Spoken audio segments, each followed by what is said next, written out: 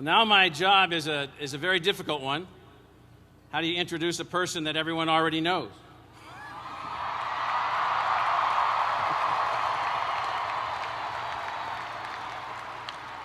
But nonetheless, I want to put the President's introduction into context because I found myself the last few weeks studying his syllabi from his classes and looking at grading mechanisms that he had in place and looking at a number of things that he's written, and it's a fantastic story. So it is my honor and my privilege to introduce to you, and I'm going to walk through this, our President. Let me begin with the following.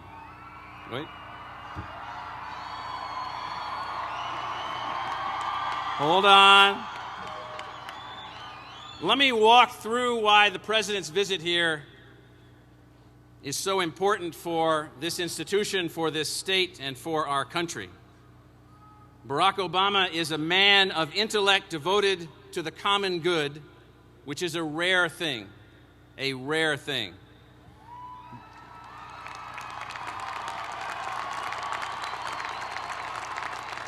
Barack Obama is a man whose journey from boyhood teaches us all about the power of a single life with purpose, and each of our graduates should remember this. Barack Obama is a man whose understanding of the dream of and for America knows no limit. That dream, often about a limitless America, however, comes from a different point of view often. It comes from those that have benefited from economic success of their parents or the social status of their family, and sometimes those that view the limitless dream of the United States have a fanciful view of our history, a view that's often inaccurate. Sometimes, and this is rare, this understanding of America's true greatness and our potential comes from a deep understanding of the need to drive change. And that fact is, in fact,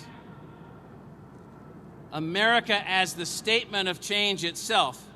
The fact that America represents what the change has been that we have moved from around the world, that's the central theme I want to focus on. Martin Luther King once said that change does not roll in on the wheels of inevitability, but comes through continuous struggle. Barack Obama understands from the experiences of his family, both in America and Africa, his work in organizing communities in Chicago, his deep understanding of the U.S. Constitution, and his raw and powerful intellect, that continuous struggle is to move us even closer to the ideal America. In this ideal America, the yokes that hold us back must be taken off to create opportunity for success. One of those yokes that has been the struggle, one of those yokes has been the struggle to educate every child, to allow everyone equal chance. Here, our history as a country has been long and difficult. And while progress has been made since the 1950s, we remain far from the ideal. 25% of our children, more than 1 million children per year, don't graduate from high school. And for those that do, that come from the lowest socioeconomic grouping, only 15% of them will have an opportunity to graduate from a university. Mr. President, no national leader before you has fully understood the role of education, learning, and knowledge in fulfilling the American ideal, in advancing the continuous struggle for change.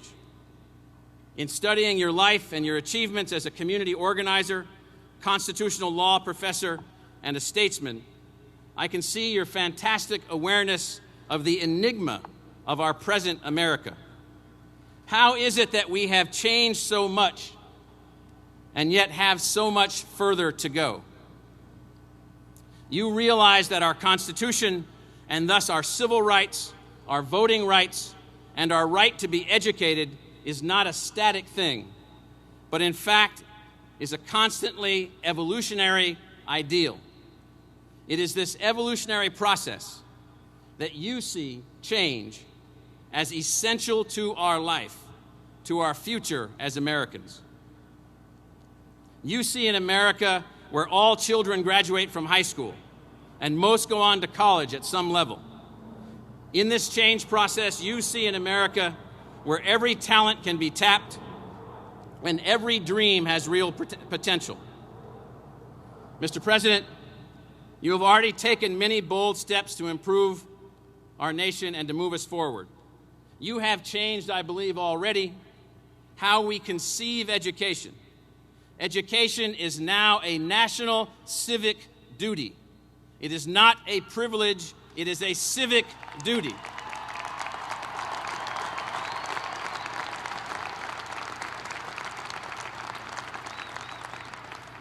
You have given hope to all who dream about what they can be, and as I'm increasingly beginning to see as a common activity, you've lit a fire under all of us to move America forward using our ideas and our creativity.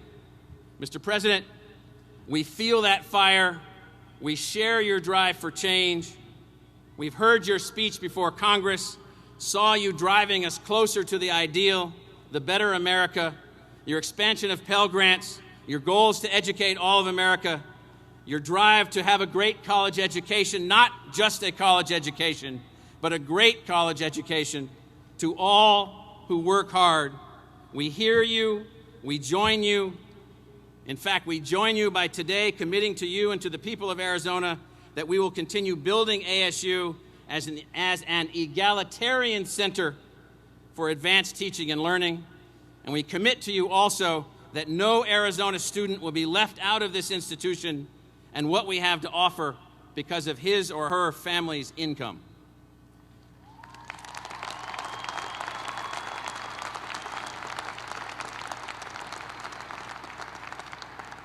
Mr. President, we're pleased to announce the establishment of the Barack Obama Scholars Program and pledge to you to work and fight to make accessible education the change that takes America to the next level. It's an honor to have you here with us this evening. Ladies and gentlemen, the President of the United States.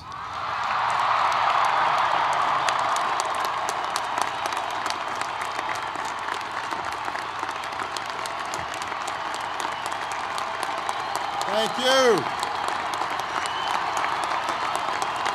Thank you. Thank you, ASU. Thank you very much. Thank you very much. Thank you so much. Thank you, please. Thank you very much. Well, thank you. Thank you, President Crow, for that extremely generous introduction, for your inspired leadership as well here at ASU.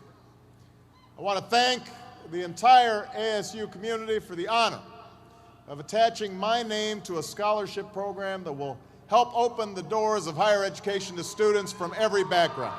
What a wonderful gift. Thank you.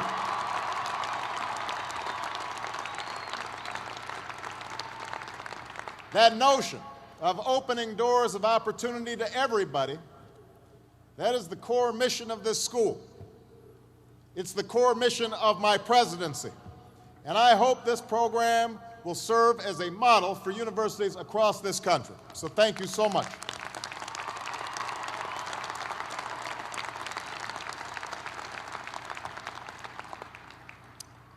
I want to obviously congratulate the class of 2009 for your unbelievable achievement. I want to thank the parents, the uncles, the grandpas, the grandmas, cousins, Calabash cousins, everybody who was involved in helping these extraordinary young people arrive at this moment. I also want to apologize to the entire state of Arizona for stealing away your wonderful former governor, Janet Napolitano.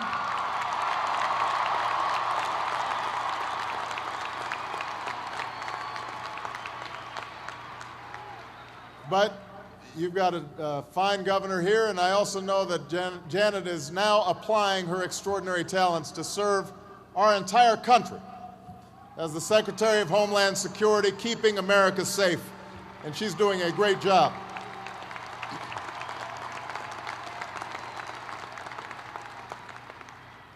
Now, before I begin, I'd just like to clear the air about that little controversy everybody was talking about a few weeks back. I have to tell you, I really thought this was much ado about nothing. But I do think we all learned an important lesson. I learned never again to pick another team over the Sun Devils in my NCAA brackets. It won't happen again. President Crow and the Board of Regents will soon learn about being audited by the IRS.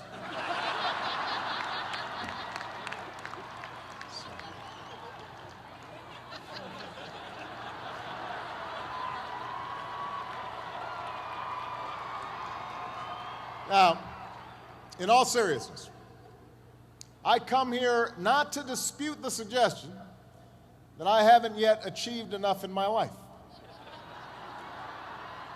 First of all, Michelle concurs with that assessment. She has a long list of things that I have not yet done, waiting for me when I get home. But more than that, I come to embrace the notion that I haven't done enough in my life. I heartily concur. I come to affirm that one's title, even a title like President of the United States, says very little about how well one's life has been led. That no matter how much you've done or how successful you've been, there's always more to do, always more to learn, and always more to achieve.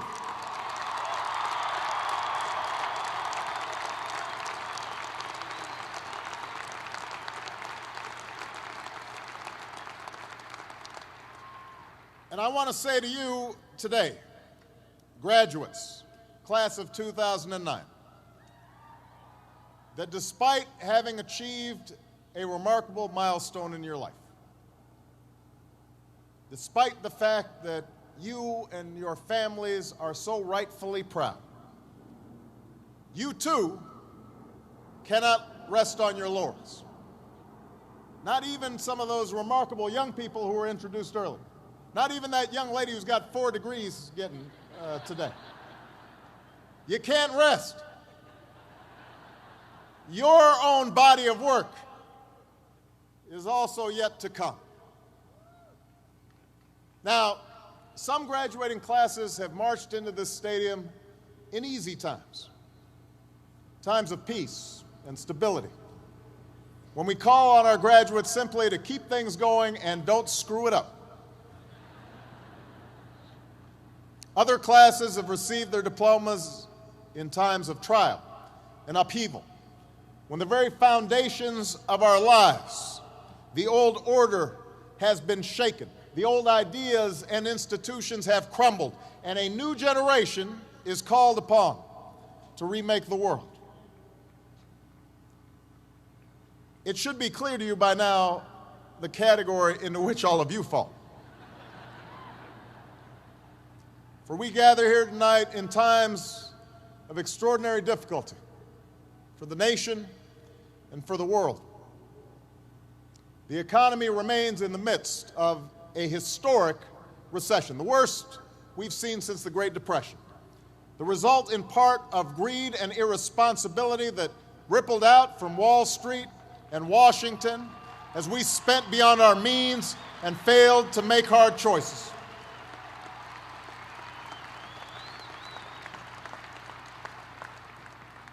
We're engaged in 2 wars and a struggle against terrorism. The threats of climate change, nuclear proliferation, and pandemic defy national boundaries and easy solutions. For many of you, these challenges are also felt in more personal terms. Perhaps you're still looking for a job, or struggling to figure out what career path makes sense in this disrupted economy. Maybe you've got student loans. No, you definitely have student loans. Or credit card debts. And you're wondering how you'll ever pay them off. Maybe you've got a family to raise. And you're wondering how you'll ensure that your children have the same opportunities you've had to get an education and pursue their dreams. Now, in the face of these challenges, it may be tempting to fall back on the formulas for success that have been peddled so frequently in recent years. It goes something like this. You're taught to chase after all the usual brass rings. You try to be on this who's who's list or that top 100 list. You chase after the big money and you figure out how big your corner office is. You worry about whether you have a fancy enough title or a fancy enough car. That's the message that's sent each and every day, or has been in our culture for far too long, that through material possessions, through a ruthless competition pursued only on your own behalf, that's how you will measure success. Now, you can take that road, and it may work for some. But at this critical juncture in our nation's history, at this difficult time, let me suggest that such an approach won't get you where you want to go. It displays a poverty of ambition. That in fact, the elevation of appearance over substance, of celebrity over character, of short-term gains over lasting achievement, is precisely what your generation needs to help end. Now,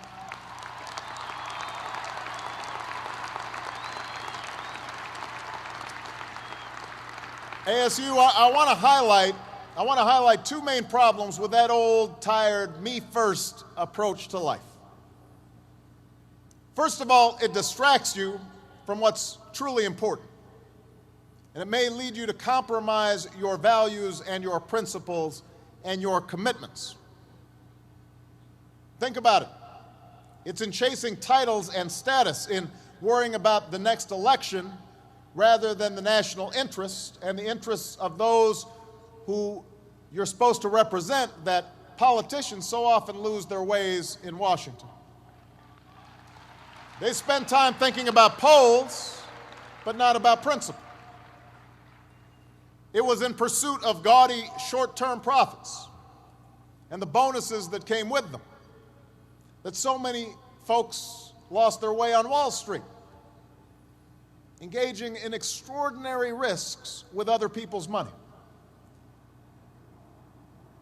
In contrast, the leaders we revere, the businesses and institutions that last, they are not generally the result of a narrow pursuit of popularity or personal advancement, but of devotion to some bigger purpose, the preservation of the Union, or the determination to lift a country out of a depression, the creation of a quality product, a commitment to your customers, your workers, your shareholders, and your community, a commitment to make sure that an institution like ASU is inclusive and diverse and giving opportunity to all. That's the hallmark of real success.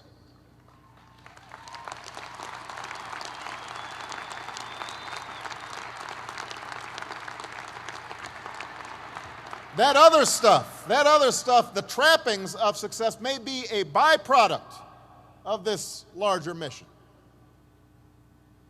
But it can't be the central thing. Just ask Bernie Madoff. That's the first problem with the old attitude. The second problem with the old approach to success is that a relentless focus on the outward markers of success can lead to complacency. It can make you lazy. We too often let the external, the material things serve as indicators that we're doing well, even though something inside us tells us that we're not doing our best, that we're avoiding that which is hard but also necessary, that we're shrinking from rather than rising to the challenges of the age. And the thing is, in this new hyper-competitive age, none of us can afford to be complacent. That's true whatever profession you choose. Professors might earn the distinction of tenure, but that doesn't guarantee that they'll keep putting in the long hours and late nights and have the passion and the drive to be great educators. The same principle is true in your personal life. Being a parent is not just a matter of paying the bills, doing the bare minimum. It's not just bringing a child into the world that matters, but the acts of love and sacrifice it takes to raise and educate that child and give them opportunity.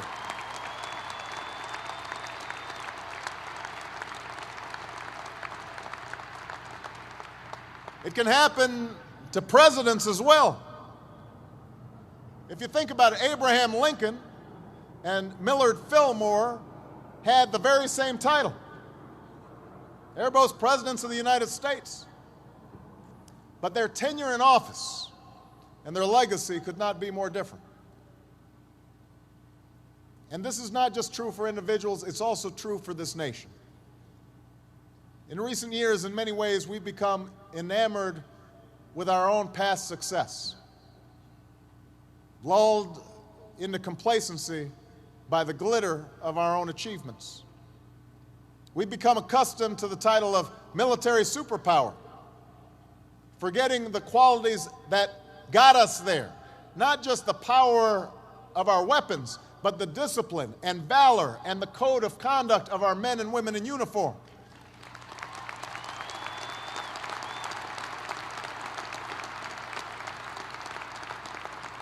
The Marshall Plan and the Peace Corps and all those initiatives that show our commitment to working with other nations to pursue the ideals of opportunity and equality and freedom that have made us who we are. That's what made us a superpower. We've become accustomed to our economic dominance in the world, forgetting that it wasn't reckless deals and get-rich-quick schemes that got us where we are, but hard work and smart ideas, quality products and wise investments. We started taking shortcuts. We started living on credit instead of building up savings. We saw businesses focus more on rebranding and repackaging than innovating and developing new ideas that improve our lives. All the while, the rest of the world has grown hungrier, more restless, in constant motion to build and to discover, not content with where they are right now, determined to strive for more. They're coming. So graduates, it's now abundantly clear that we need to start doing things a little bit differently. In your own lives, you'll need to continuously adapt to a continuously changing economy. You'll end up having more than one job and more than one career over the course of your life. You'll have to keep on gaining new skills, possibly even new degrees. And you'll have to keep on taking risks as new opportunities arise. And as a nation, we'll need a fundamental change of perspective and attitude. It's clear that we need to build a new foundation, a stronger foundation for our economy and our prosperity. Rethinking how we grow our economy, how we use energy, how we educate our children, how we care for our sick, how we treat our environment. Many of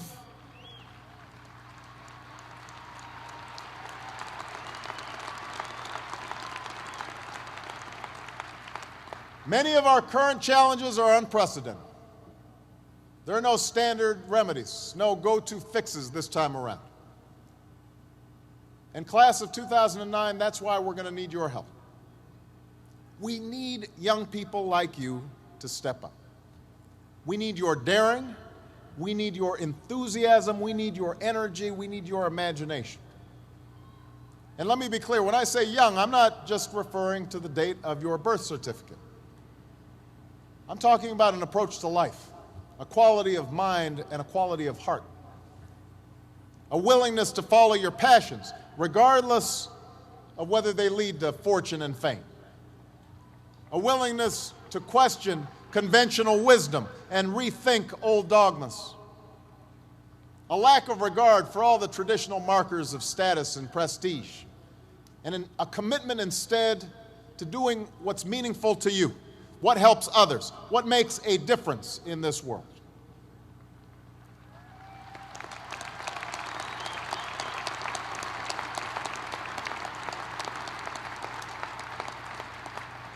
That's the spirit that led a band of patriots, not much older than most of you, to take on an empire, to start this experiment in democracy we call America. It's what drove young pioneers west to Arizona and beyond. It's what drove young women to reach for the ballot, what inspired a 30-year-old escaped slave to run an underground railroad to freedom, what inspired a young man named Cesar to go out and help farm workers, what inspired a 26-year-old preacher to lead a bus boycott for justice.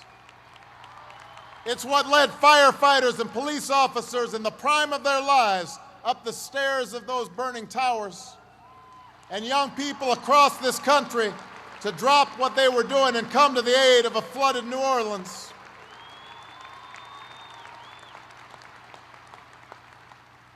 It's what led two guys in a garage named Hewlett and Packard to form a company that would change the way we live and work. What led scientists in laboratories and novelists in coffee shops to labor in obscurity until they finally succeeded in changing the way we see the world. That's the great American story. Young people just like you, following their passions, determined to meet the times on their own terms. They weren't doing it for the money. Their titles weren't fancy. Ex-slave, minister, student, citizen. A whole bunch of them didn't get honorary degrees. But they changed the course of history, and so can you, ASU. So can you, class of 2009.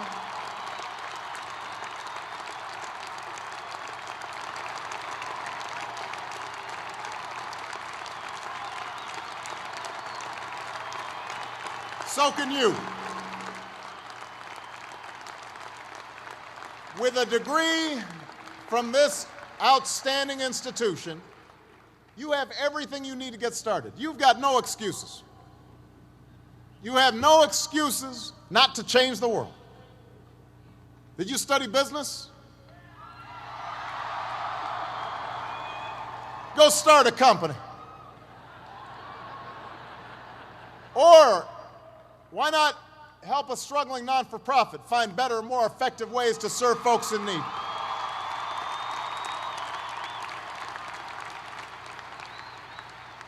You study nursing? Go. Understaffed clinics and hospitals across this country are desperate for your help. You study education?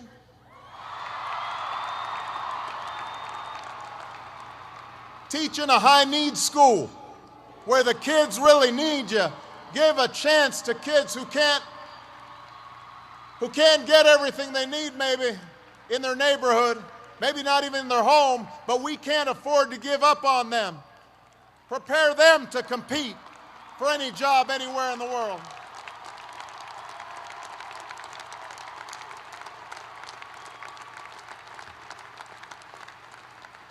You study engineering? Help us lead a green revolution, developing new sources of clean energy that will power our economy and preserve our planet. But you can also make your mark in smaller, more individual ways. That's what so many of you have already done during your time here at ASU. Tutoring children, registering voters, doing your own small part to fight hunger and homelessness, AIDS, and cancer. One student said it best when she spoke about her senior engineering project building medical devices for people with disabilities in a village in Africa. Her professor showed a video of the folks they'd been helping, and she said, when we saw the people on the videos, we began to feel a connection to them. It made us want to be successful for them.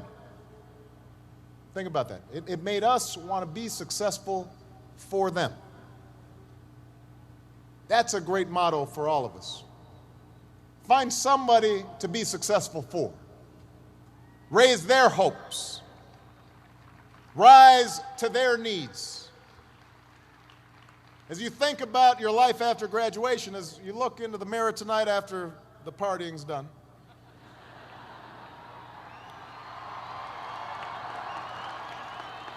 that shouldn't get such a big cheer.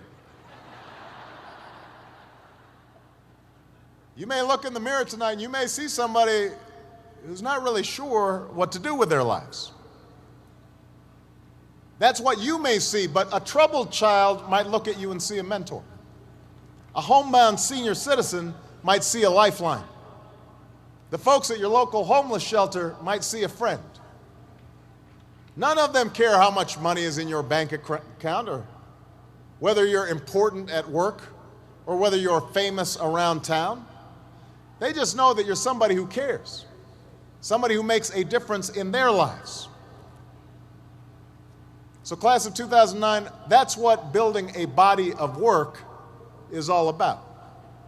It's about the daily labor, the many individual acts, the choices large and small that add up over time, over a lifetime, to a lasting legacy.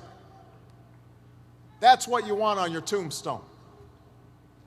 It's about not being satisfied with the latest achievement, the latest gold star, because the one thing I know about a body of work is that it's never finished. It's cumulative. It deepens and expands with each day that you give your best, each day that you give back and contribute to the life of your community and your nation. You may have setbacks and you may have failures, but you're not done. You're not even getting started, not by a long shot. And if you ever forget that, just look to history. Thomas Paine was a failed corset maker, a failed teacher, and a failed tax collector before he made his mark on history with a little book called Commencement that helped ignite a revolution.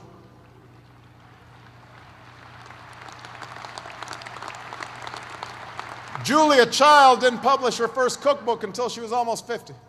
Colonel Sanders didn't open up his first Kentucky Fried Chicken until he was in his 60s. Winston Churchill was dismissed as little more than a has-been who enjoyed scotch a little bit too much before he took over as prime minister and saw Great Britain through its finest hour. No one thought a former football player stocking shelves at the local supermarket would return to the game he loved, become a Super Bowl MVP, and then come here to Arizona and lead your Cardinals to their first Super Bowl. Your body of work is never done. Each of them, at one point in their life, didn't have any title or much status to speak of, but they had passion, a commitment to following that passion wherever it would lead, and to working hard every step along the way. And that's not just how you'll ensure that your own life is well lived. It's how you'll make a difference in the life of our nation. I talked earlier about the selfishness and irresponsibility on Wall Street and Washington that rippled out and led to so many of the problems that we face today. I talked about the focus on outward markers of success that can help lead us astray. But here's the thing, class of 2009, it works the other way too. Acts of sacrifice and decency without regard to what's in it for you. That also creates ripple effects. Ones that lift up families and communities, that spread opportunity and boost our economy, that reach folks in the forgotten corners of the world, who in committed young people like you see the true face of America, our strength, our goodness, our diversity, our enduring power, our ideals. I know starting your careers in troubled times is a challenge, but it is also a privilege, because it's moments like these that force us to try harder and dig deeper and to discover gifts we never knew we had, to find the greatness that lies within each of us. So don't ever shy away from that endeavor. Don't stop adding to your body of work. I can promise that you will be the better for that continued effort, as will this nation that we all love. Congratulations, class of 2009, on your graduation. God bless you, and God bless the United States of America.